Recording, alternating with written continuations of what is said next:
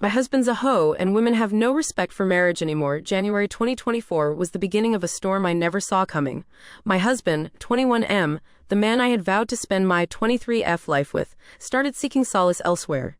It began innocuously enough. A new co-worker named Sarah, 45F, entered his life. She was his mother's age, and I thought nothing of it at first.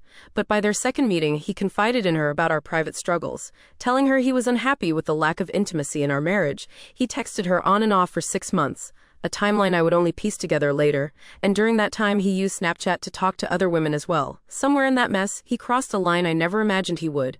He hooked up with his best friend, Kane, and Kane's girlfriend, Sydney. When things didn't go as planned with Sydney, he couldn't get it up. They brought in another woman, Kira, but the same thing happened.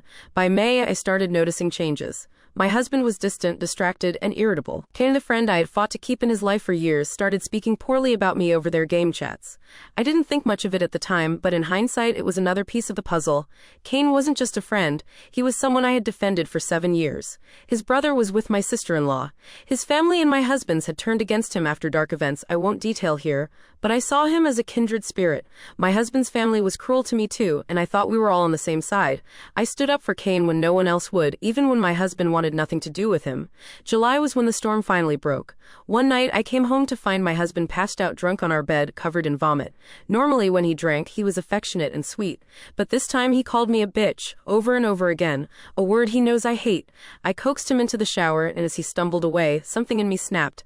I picked up his phone. What I found shattered me. Sarah was saved under a fake name, Kane, but the messages were unmistakable. He told her he loved her, that he wanted her body, that he wanted to run away with her and her child.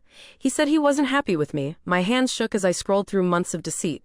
And then, as if that wasn't enough, I found out Kane knew about Sarah. The final blow came just before Christmas.